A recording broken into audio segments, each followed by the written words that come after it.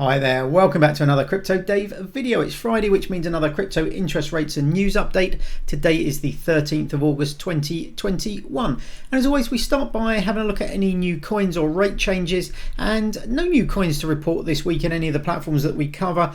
Some small changes in rates. Swissborg I updated today. They'd all dropped a fraction, not a huge amount, but they'd all dropped a fraction. And I think if you actually check the live rates as of today, they are actually a little bit lower. Notably lower than the 30-day average, so be aware of that. You can always check on the Swissborg site to check the latest day's rates. So moving on to the token prices, a really good week again for Bitcoin, up 14% over the last 7 days. Really nice to see Bitcoin well above the thought of 40,000. We had a little bit of a pullback yesterday kind of morning, but recovered that by the end of the day. So really nice to see Bitcoin performing well. And crypto.com, the CRO token for crypto.com has basically performed in line with Bitcoin, up 13.9%. Everything else has done substantially worse than Bitcoin over the last week. So we had a week where everything was there or thereabouts the previous week, but Yield App, the only one that's down 0.1%, so nothing dramatic. But Celsius Network up 3%, Swissborg up 5%, and Nexo up 8%. So substantially less performance there than Bitcoin and CRO. And then moving on to some stories. So we're going to start with Yield App, and got a notification this week that their KYC requirements are changing. So basically, you can read through the full article. As always, all the articles will be in the description below. But basically, if you're using the Yield App as of the end of September, so 30th of September 2021, every user must be verified up to the KYC level 2, and the KYC level 2 basically makes you prove your proof of address or proof of residence. So that's utility bills, bank statements, income tax statements, or another government issued residential statements and certificates. So if you're using the Yield App, probably best to get going as soon as possible. If you don't want to KYC to that level, withdraw your funds off the program before the end of September. But for most people, it won't be an issue. Almost all of these kind of platforms now require KYC, so it may be worth, if you are keeping on the platform, maybe worth doing it sooner rather than later, in case there are any issues with the document you kind of upload or anything like that. And there are full instructions on how you do it here. So I haven't actually done it. I may well be level 2 already. I haven't done it. If I'm not level 2, I haven't done it since I received this, but I'll be double checking over the next kind of week or so, making sure this is all up to date. So it shouldn't be too arduous a kind of process, but just to make you aware, if you haven't KYC'd or if there's any issue with your KYC and you don't want to for whatever reason, make sure you withdraw your funds before the end of September.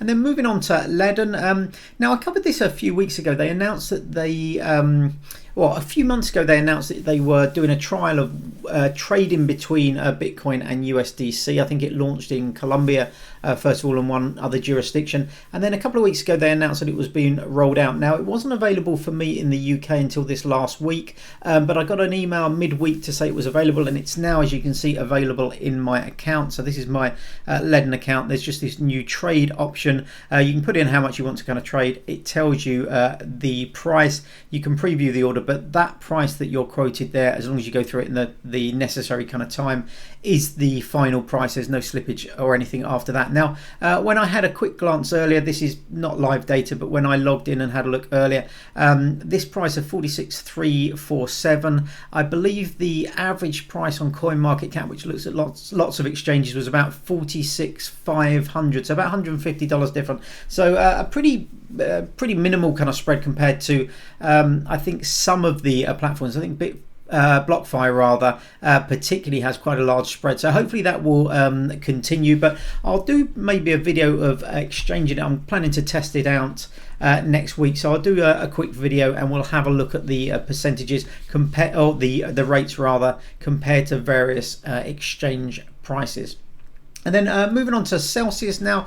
Now, if you are using Celsius, if you received a load of login emails a few days ago, no need to kind of panic. So basically, when you log into the Celsius platform, you receive an email at your registered address that says you've logged in and gives you the IP address. Now suddenly, I think it was on Wednesday, people started receiving these. I think I've received probably 4 of them over a period of about 3 or 4 hours that morning. With a login kind of things. Now I looked at it, I checked the IP address, which was my IP address here. So I wasn't unduly concerned. I thought it was probably a bit of an error or kind of a systems kind of issue, which it turned out to be. So I logged in, checked that my two-factor authentication was all there and everything like that. And then I went on to kind of Reddit, and a lot of people had been receiving these. And basically what had happened is that they batch process their emails, which probably shouldn't do for the login. Or even better, you could put the time, the login time on that kind of like login email. So you can say, logged in at time and date. So if you date stamped it, it wouldn't be an issue then. Then if one came in late at a later kind of date, another occasion, you wouldn't be unduly concerned. But the trouble is that the email, obviously the automated login email basically says contact support if you didn't do this, and click here to freeze your account. Now a load of people froze their accounts, so this was 2 days ago now, and a lot of those accounts haven't been unfrozen, so I'm not quite sure how many people did it, but it must have been quite a number of them.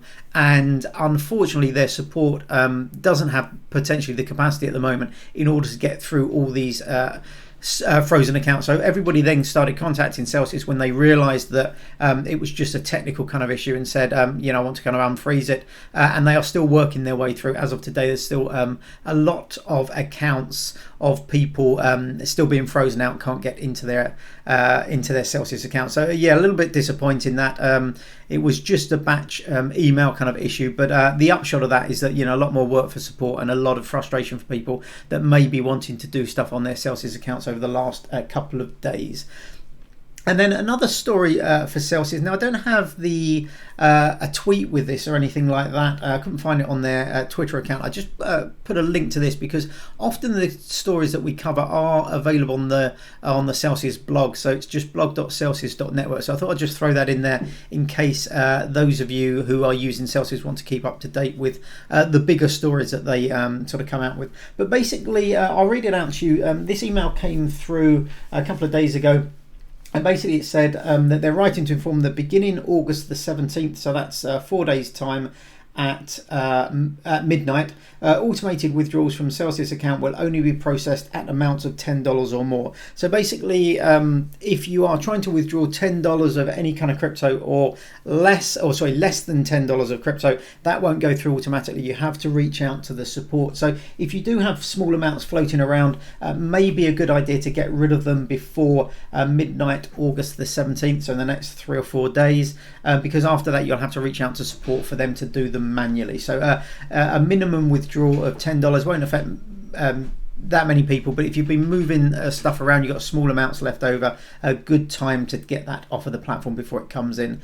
And then finally, crypto.com, their new supercharger is live now. This is a little bit different, I think, to before, because there's only a 10-day charging period now. So we're almost 2 days into that now. It's Boson is the coin or token, and there's 10 days now of charging period, and then the reward period is 30 days again. So if you are interested in the supercharger, get involved now. You've got 8 days left, so you've got 80% of the time left. But I missed out on this before. It used to be 30 days of charging period and 30 days of reward, and then I know the last one was a longer period, I think, or certainly more, maybe more coins, and that was the Bitcoin one. So Boson, the latest one, 10-day charging period now and 30 days payout. So that's it for this week. Thanks very much for watching. As always, if you can give me a thumbs up, post a comment, anything like that would be fantastic. It really helps the channel. I hope you're all keeping safe and well. Let me know if you've got comments in the comments, or any questions in the comment section below, I should say.